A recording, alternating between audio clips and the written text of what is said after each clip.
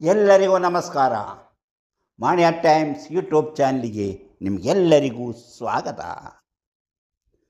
BM futurology research ಸೆಂಟರ್ನವರ ಹಲವಾರು ವಿಚಾರಗಳನ್ನು video ರೂಪದಲ್ಲಿ ನಿಮಗೆ ತೋರಿಸುತ್ತಾ ಬಂದಿದ್ದೇವೆ. ಇವತ್ತು ಸಹ ಅಂತಹ ಮತ್ತೊಂದು ವಿಡಿಯೋವನ್ನು ತೋರಿಸಲು ನಮಗೆ ಸಂತೋಷವಾಗ್ತಾ ಇದೆ.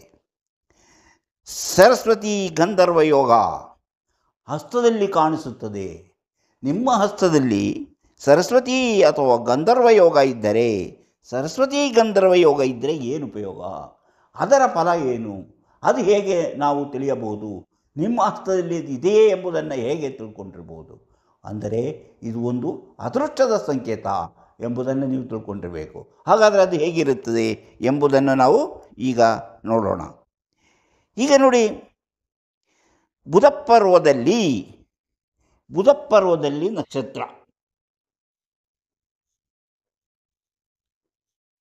ಬುಧಪರ್ವದಲ್ಲಿ ನಕ್ಷತ್ರ, ಭಾಗ್ಯರೇಖೆ ಹೀಗೆ 3 ಕವಲುಗಳಾಗಿ ಕೊನೆಗೊಂಡಿರುತ್ತದೆ, ತ್ರಿಶೂಲದಂತೆ ಕೊನೆಗೊಂಡಿರುತ್ತದೆ. ಹಾಗೂ ಈ ನಮ್ಮ ಜ್ಞಾನರೇಖೆ, ನಿಮ್ಗೆ ಗೊತ್ತಿದೆ, ಇದೆ ಜ್ಞಾನರೇಖೆ, ಕೊನೆಯಲ್ಲಿ ಹೀಗೆ 2 ಕವಲಾಗಿ ತಿರುಗಿರುತ್ತದೆ. ಹೀಗಿದ್ದರೆ ಈ 3 ಚಿಹ್ನೆಗಳು, ಹೀಗೆ ಇದು ಕವಲು ಹೊಡೆದಿರಬೇಕು, ಇದು ಹೀಗೆ ಕವಲು ಹೊಡೆದಿರಬೇಕು, ಇಲ್ಲಿ ನಕ್ಷತ್ರ ಚಿಹ್ನೆ ಇರಬೇಕು. ಈ ರೀತಿಯಲ್ಲಿರುವಂತಹ ಅರ್ಥದಲ್ಲಿ ನಾವು ಇದನ್ನು ಸರಸ್ವತಿ ಯೋಗ ಅಂತ ಹೇಳ್ತೇವೆ. ಸರಸ್ವತಿ ಯೋಗ, ಇದನ್ನು ಸರಸ್ವತಿ ಯೋಗ ಎಂದು ಹೇಳುತ್ತೇವೆ. ಸರಸ್ವತಿ ಯೋಗದ ಅಂದರೆ ಅವರು ಉತ್ತಮ ಕಲಾವಿದರಾಗಿ, ಯಾವುದೇ ರೀತಿಯ ಕಲಾವಿದರಾಗಿರ್ಬೋದು, ಸಿನಿಮಾದಲ್ಲಿರ್ಬೋದು ಅಥವಾ ನಾಟಕದಲ್ಲಿರ್ಬೋದು ಅಥವಾ ಇನ್ಯಾವುದೇ ರೀತಿಯ ಚಿತ್ರಕಲೆಯಲ್ಲಿರ್ಬೋದು, ಯಾವುದೇ ಒಂದು ರೀತಿಯಲ್ಲಿ ಕಲಾವಿದರಾಗಿ, ನೃತ್ಯ ಕಲಾವಿದರಾಗಿ, ಯಾವುದೇ ಕಲೆ ಆಗಿರ್ಬೋದು, ಅವರು ಉತ್ತಮ ವ್ಯಕ್ತಿತ್ವವನ್ನು ಪಡೆದು ಕಲೆಯಲ್ಲಿ ಕೀರ್ತಿವಂತರಾಗುತ್ತಾರೆ. ನವರತ್ನದಂತೆ ಅವರು ಸಮಾಜದಲ್ಲಿ ಹೊಳೆಯುವಂತಹ ವ್ಯಕ್ತಿತ್ವವನ್ನು ಪಡೆಯುತ್ತಾರೆ. ಅಂದರೆ ಅವರು ಹೆಚ್ಚು ಶ್ರಮವಹಿಸಿ, ಹೆಚ್ಚು ತಾನು ನಂಬಿರುವ ಕಲೆಯಲ್ಲಿ ಹೆಚ್ಚು ಶ್ರಮವಹಿಸಿ ನವರತ್ನದಂತೆ ಹೊಳೆಯುತ್ತಾರೆ, ನವರತ್ನದಂತೆ ಹೊಳೆಯುವಂತಹ ವ್ಯಕ್ತಿಗಳಾಗಿರುತ್ತಾರೆ. ಯಾವುದು? ಈ ಗಂಧರ್ವ ಯೋಗ ಇರುವಂತಹ ವ್ಯಕ್ತಿಗಳು. ಅಂದರೆ ಒಟ್ಟಾರೆ ಅವರು ತಾವು ನಂಬಿದ ಕಲೆಯಲ್ಲಿ, ತಾವು ಮಾಡುವ ಕಲೆಯಲ್ಲಿ ಅವರು ಹೆಚ್ಚು ಕೀರ್ತಿವಂತರಾಗಿ ಹೆಸರು ಮಾಡಿ ಜೀವನದಲ್ಲಿ ಸುಖ ಭೋಗಗಳನ್ನು ಅನುಭವಿಸುತ್ತಾರೆ. ಇನ್ನು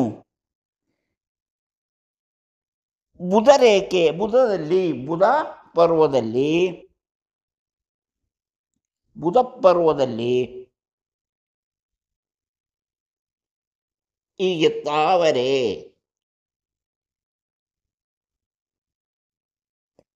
ಬುಧಪರ್ವದಲ್ಲಿ ಹೀಗೆ ತಾವರೆ ಚಿಹ್ನೆ, ಭಾಗ್ಯರೇಖೆಯು ಉತ್ತಮವಾಗಿದ್ದು, ಈ ಭಾಗ್ಯರೇಖೆ ಹೀಗೆ ಉತ್ತಮವಾಗಿದ್ದು, ಸೂರ್ಯರೇಖೆಯು ಉತ್ತಮವಾಗಿದ್ದರೆ, ಈ ಸೂರ್ಯರೇಖೆಯು ಉತ್ತಮವಾಗಿದ್ದು, ಯಾವುದೇ ದೋಷ ಫಲಗಳಿಲ್ಲದಿದ್ದರೆ,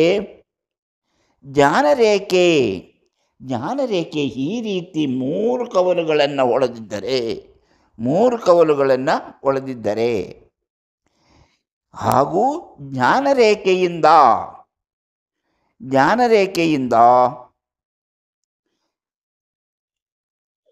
ಒಂದು ಕವಲಾಗಿ ಹೀಗೆ 3 ಕವಲುಗಳನ್ನು ಹೊಳೆದು ಚಂದ್ರಪರ್ವದ ಹತ್ರ ಹೋಗಿದ್ದರೆ, ಚಂದ್ರಪರ್ವದ ಕಡೆಗೆ ಸಾಗಿದ್ದರೆ ಇವರು ಹೆಚ್ಚು ಗಾಯಕರಾಗಿ, ಸಂಗೀತಗಾರರಾಗಿ, ಕಲಾವಿದರಾಗಿ ಇವರು ಸಹ ಹೆಚ್ಚಿನ ಹೆಸರು, ಹಣ ಸಂಪಾದನೆ ಮಾಡುತ್ತಾರೆ ಎಂಬುದರ ಸೂಚನೆ. ಅಂದರೆ ಇದು ಗಂಧರ್ವ ಯೋಗ ಅಂತಾರೆ. ಗಂಧರ್ವ ಯೋಗದಲ್ಲಿ ಈಗ ಈ ರೀತಿ ಇರುತ್ತದೆ. ಗಂಧರ್ವ ಯೋಗದಲ್ಲಿ ಈ ರೀತಿಯ ಇನ್ನೂ ಕೆಲವು ಇರುವಂತಹ ರೀತಿ ಇದೆ. ಅದೇ ಭಾಗ್ಯರೇಖೆಯಿಂದ ಹೀಗೆ ಒಂದು ರೇಖೆ ಹೋಗಿರಬೇಕು, ಹಾಗೆ ಹೀಗೆ ಒಂದು ರೇಖೆ, ಹೀಗೆ ಕೆಲವು ರೇಖೆಗಳು ಹೀಗಿರಬೇಕು. ಇಂಥ ರೇಖೆಗಳಿದ್ದಾಗ ಇದು ಗಂಧರ್ವ ಯೋಗ. ಹೀಗೆ ಹೇಳಿದಂತಹ ಸರಸ್ವತಿ ಯೋಗ ಮತ್ತು ಗಂಧರ್ವ ಯೋಗ ಇರುವವರು ಹೆಚ್ಚು ಕೀರ್ತಿವಂತರಾಗಿ ಹಣ, ಧನ, ಸೌಭಾಗ್ಯಗಳನ್ನು ಪಡೆದು ಜೀವನದಲ್ಲಿ ಯಶಸ್ವಿಯಾಗುತ್ತಾರೆ ಎಂಬುದನ್ನು ತಿಳಿಯಬೇಕು. ಈಗ ನಾನು ಮತ್ತೆ ಕೆಲವು ವಿಚಾರಗಳನ್ನು ನಿಮ್ಮ ಜೊತೆ ಹಂಚಿಕೊಳ್ಳಬೇಕಂತ ಇದ್ದೇನೆ. ಅದನ್ನು ಈಗ ಹೇಳ್ತೇನೆ ನೋಡಿ.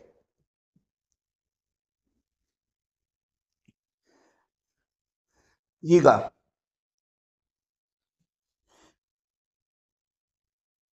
ಹೃದಯ ರೇಖೆ, ಜ್ಞಾನ ರೇಖೆ, ಇದು ಹೃದಯ ರೇಖೆ, ಇದು ಜ್ಞಾನ ರೇಖೆ.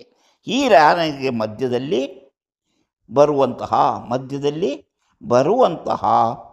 ಒಂದು, ಅದನ್ನು ದೇವಪರ್ವ ಅಂತೀವಿ. ಈ ಜಾಗವನ್ನು ದೇವಪರ್ವ ಅಂತ ಹೇಳ್ತೀವಿ. ಈ ಪರ್ವದಲ್ಲಿ ಯಾವುದಾದರೂ ಒಂದು ಹೀಗಿದ್ದರೆ ಒಂದು ಇಂಟು ಚಿಹ್ನೆ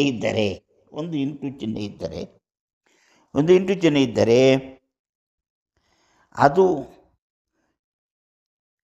ಯಾವುದೇ ರೇಖೆಗೆ ಟಚ್ ಆಗದೇ ಇದ್ದರೆ, ಅಂದರೆ ಈ ಹೃದಯ ರೇಖೆಗಾಗಿರ್ಬೋದು ಅಥವಾ ಜ್ಞಾನ ರೇಖೆಗೆ, ಹೃದಯ ರೇಖೆಗಾಗಿರ್ಬೋದು, ಜ್ಞಾನ ರೇಖೆ, ಯಾವುದರಲ್ಲೂ ಅದು ಟಚ್ ಆಗಿರೋಲ್ಲ. ಅದು ಉತ್ತಮ ಫಲವನ್ನು ನೀಡುತ್ತದೆ. ಅದು ಏನಾದರೂ ಹೆಚ್ಚು ಕಡಿಮೆ ಆಗಿ ಅದು ಈಗ ಇದರಲ್ಲಿ ತಾಗಿದ್ದರೆ, ಯಾವುದಕ್ಕೆ? ಜ್ಞಾನ ರೇಖೆಗೆ ತಾಗಿದ್ದರೆ ಸಾಲ ಮತ್ತು ಮಾನಸಿಕ ಸಾಲಗಾರರಾಗುವಂತಹ ಸಾಧ್ಯತೆ ಇದೆ.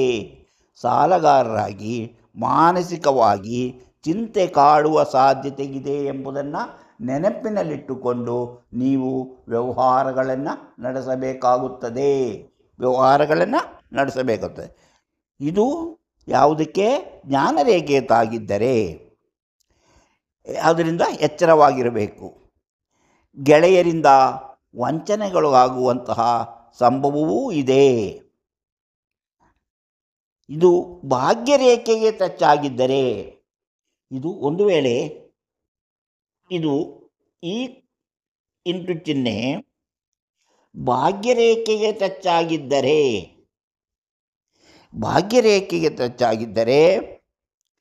ಶೋಷಣೆಯಲ್ಲಿ ಭಾಗ್ಯದಲ್ಲಿ ಮಾಡಿದರೆ ಅದು ಸಹ ನೀವು, ಈಗ ನಾನು ಹೇಳಿದ್ದು ಜ್ಞಾನ ರೇಖೆಗೆ ಟಚ್ ಆಗಿದ್ದರೂ ಅದೇ, ಅಥವಾ ಈ ಭಾಗ್ಯರೇಖೆಗೆ ಟಚ್ ಆಗಿದ್ದರೂ ಒಂದೇ ಥರದ ಫಲವನ್ನು ಅನುಭವಿಸಬೇಕಾಗುತ್ತದೆ. ಅಂದರೆ ಜ್ಞಾನರೇಖೆಯು ಅಥವಾ ಭಾಗ್ಯರೇಖೆಯು ಟಚ್ ಆಗಿದ್ದರೆ ಮೋಸ ವಂಚನೆಗಳಿಗಾಗುವಂತಹ ಸಾಧ್ಯತೆ ಇದೆ. ಹಾಗೂ ಸಾಲ ಮಾಡಿ ಮಾನಸಿಕವಾಗಿ ಕೊರಗುವಂತಹ ಸಾಧ್ಯತೆಗಳು ಕಂಡುಬರುತ್ತದೆ ಎಂಬುದನ್ನು ನೆನಪಿಟ್ಟುಕೊಂಡು ನೀವು ಜೀವನದಲ್ಲಿ ಗೆಳೆಯರೊಂದಿಗೆ ವ್ಯವಹರಿಸುವಾಗಲೂ ಅಥವಾ ಯಾರೊಂದಿಗೆ ವ್ಯವಹರಿಸುವಾಗಲೂ ತುಂಬ ಎಚ್ಚರವಾಗಿರಬೇಕು ಎಂಬುದರ ಸೂಚನೆಯಾಗಿರುತ್ತದೆ. ಇನ್ನೂ ಇದು ಈಗ ನಾನು ಭಾಗ್ಯರೇಖೆ ಮತ್ತು ಜ್ಞಾನರೇಖೆಗೆ, ಈಗ ಒಂದು ವೇಳೆ ಅದು ಹೀಗೆ ಈ ಹೃದಯ ರೇಖೆಗೆ ಟಚ್ ಆಗಿದ್ದರೆ ಶೋಷಣೆಯಲ್ಲಿ ನರಳಬೇಕಾಗುತ್ತದೆ. ಬೇರೆಯವರ ಮಾತಿನಂತೆ ನಡೆದುಕೊಂಡು ಅವರು ಕೊಡುವ ಶೋಷಣೆಯಲ್ಲಿಯೇ ನೀವು ಜೀವನವನ್ನು ನಡೆಸಬೇಕಾಗುತ್ತದೆ. ಅಂದರೆ ಬೇರೆಯವರ ಮಾತನ್ನು ಪೂರ್ಣವಾಗಿ ನಂಬಿ ಅವರು ಏನು ಹೇಳ್ತಾರೋ ಅದೇ ಸರಿ ಎಂಬುದಂತೆ ತಿಳಿದು ಅವರಿಗೆ ಶರಣಾಗಿ ಬದುಕುತ್ತಾರೆ. ಬೇರೆಯವರ ಮಾತು ನಂಬಿ ಅದರ ಹಿಂದೆ ಹೋಗುವಂತಹ ಸ್ಥಿತಿ ಬರುತ್ತದೆ. ಆದುದರಿಂದ ನಿಮ್ಮ ಹಸ್ತದಲ್ಲಿ ಇಂತಹ ಚಿಹ್ನೆ ಏನಾದರೂ ಇದ್ದರೆ ಬೇರೆಯವರನ್ನು ಪೂರ್ಣವಾಗಿ ನಂಬಬಾರದು. ನೀವು ಯೋಚನೆ ಮಾಡುವಂತಹ ಸ್ಥಿತಿಯಲ್ಲಿರಬೇಕು. ಇಲ್ಲದಿದ್ದರೆ ಅಪಾಯಕ್ಕೆ ಸಿಕ್ಕಿ ಹಾಕಿಕೊಳ್ಳುವಂತಹ ಸ್ಥಿತಿ ಎದುರಾಗಬಹುದು ಎಂಬುದನ್ನು ನೆನಪಿನಲ್ಲಿಟ್ಟುಕೊಂಡು ಬದುಕಬೇಕಾಗುತ್ತದೆ.